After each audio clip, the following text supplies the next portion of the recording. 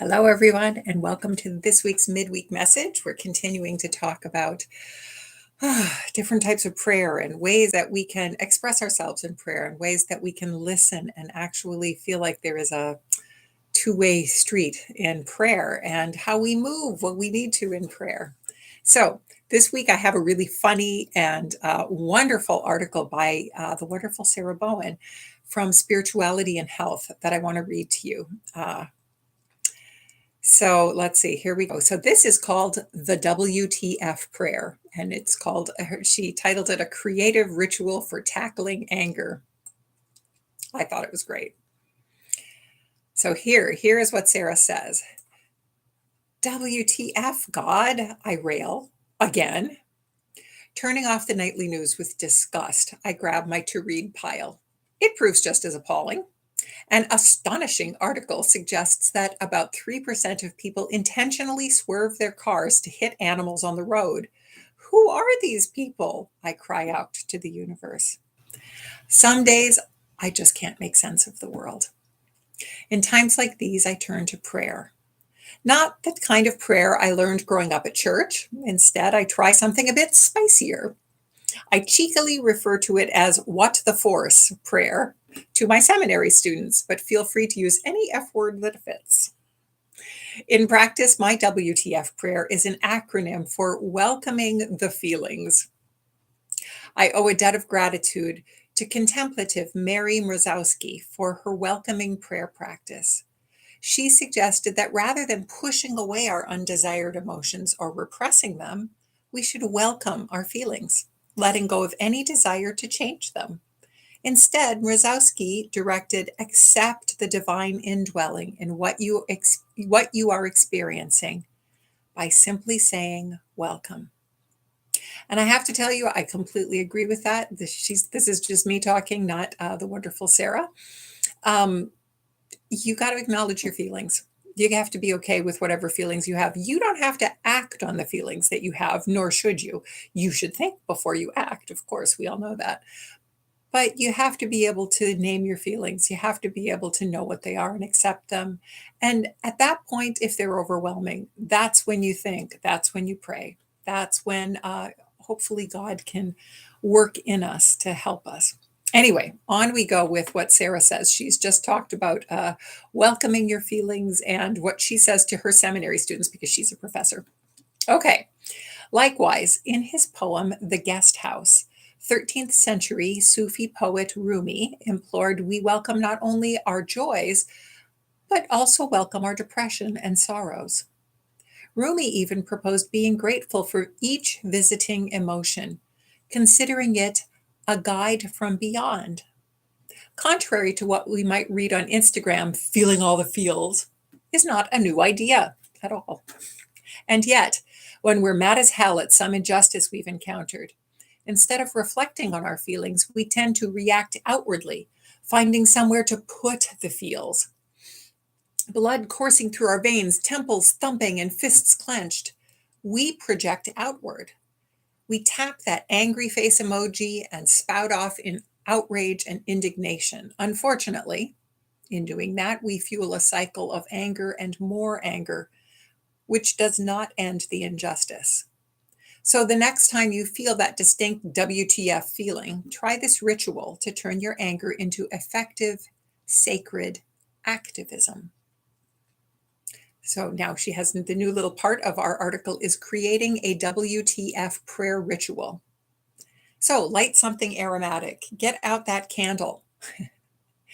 And she says, so that's number one. And say, as I light this incense or candle, I offer it into the universe to invoke a state of support. 2, light a candle. Say, as I light this candle, I ask my mind to release its tendency to grasp. And I ask my body to feel. So we've started a beautiful, moving, physical ritual where we are incorporating prayer with what we do. Personally, I would light a scented candle. That makes 1 and 2. You just do it all at once. So then she says, number 3, gaze softly into the flame. Sink into your emotions and any associated feelings and thoughts.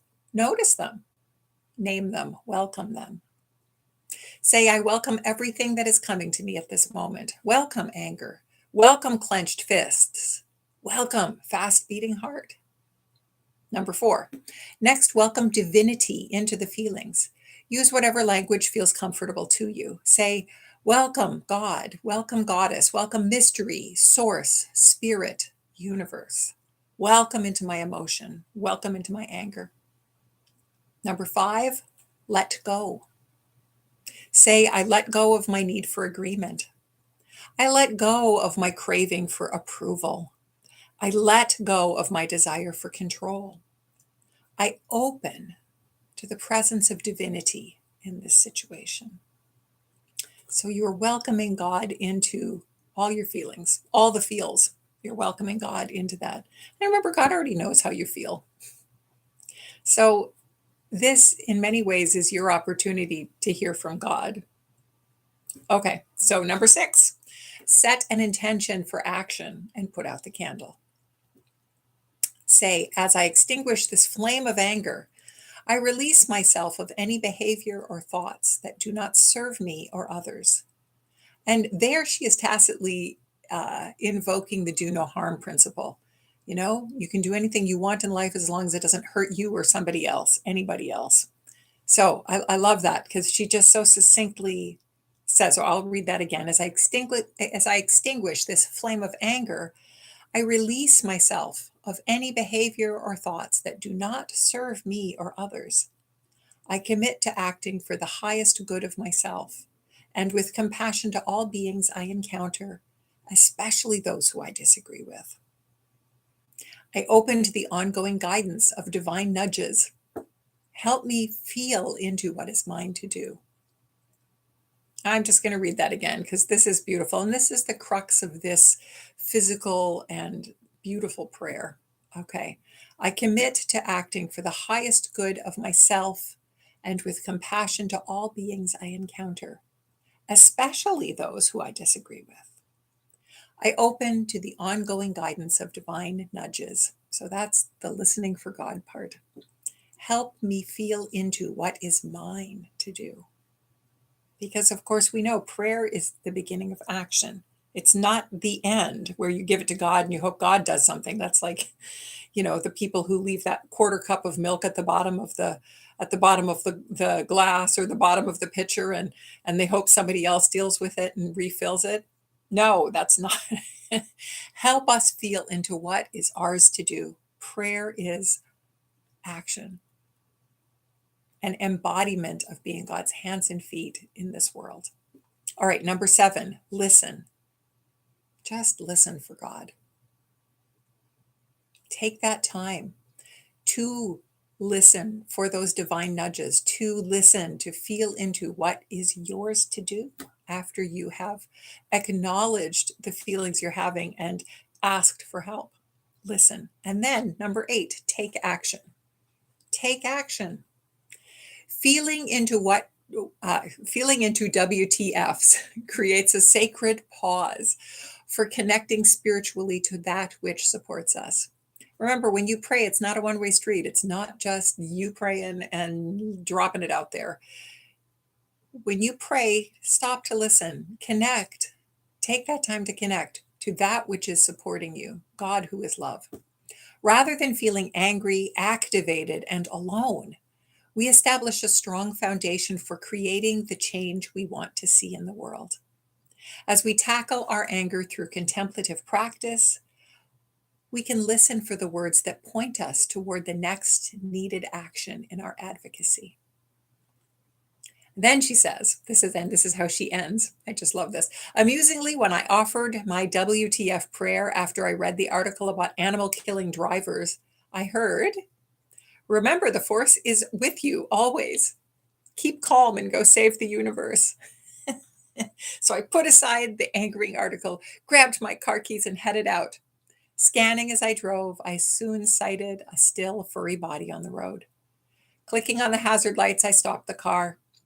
Gently, I moved the small body into the grass, whispering, "May the force be with you, squirrel." Bless her sweet, sensitive heart. So, Sarah Bowen, She is, oh, yes, I wanted to tell you, she is the award-winning author of Spiritual Rebel, a positively addictive guide to finding deeper perspective and higher purpose. Doesn't that sound great? And her latest book is, hang on, let me just get to that. Her latest book is called Sacred Send-Offs, an animal chaplain's advice for surviving animal loss, making life meaningful, and trying to heal the planet. And she is a member of One Spirit Interfaith Seminary's faculty. She is an interesting, and I just loved that article. I completely understood the feelings of frustration, but I love the fact that she took those feelings, and instead of pushing them outwards to just create more anger in the world, she created this beautiful prayer ritual. And she also recognized that it's not just to rid yourself of feelings. It's also to do something, to listen for those godly nudges, those little moments, those the still small voice. It's also to have your prayer become action in the world so that you actually are doing something that makes a difference. And I know that's why we are together working as a community to make a difference, to do something that supports each other, that supports the community around us, that creates godly, sacred spaces and times where we can all grow into the sort of the healing and the redemption that God, who is love, is. So I encourage you to continue to find ways to pray that work and that are more satisfying and more challenging than just the sort of rote prayers we've learned over the years, or the idea that we just pray and leave it to God and God is going to do it all. Well, God actually gave us brains to do something with, and bodies to do something with, and a spirit to connect with each other and with God. Remember, that is all around us all the time. And just because we're socialized out of it doesn't mean it's not here with us, happily living and coexisting alongside us, whether our blinders are on or not. I believe the more we take our blinders off and the more we reconnect with God, who is love, the more we embody love and compassion, the better we make the world around us, the more we find possibilities and times where we can help others. And the more we see through the eyes of compassion, the more we see the beauty and the diversity and the humanity in each other and in all of creation. So continue to love and make sure that love is action. Continue to pray. Have those WTF prayers, and it can be using the force, as she said. It can be anything, as she said, that word might mean to you in that moment. Those are all okay feelings to have. It's okay. God knows you feel that way. We all know we all feel like that. It's what we do with it, and what we allow God to do with it that makes the difference. So until next week, and in this together with you, I hope you're having a great week. I hope that this will give you a lift on a somewhat rainy, dreary day. Reverend Stephanie signing off.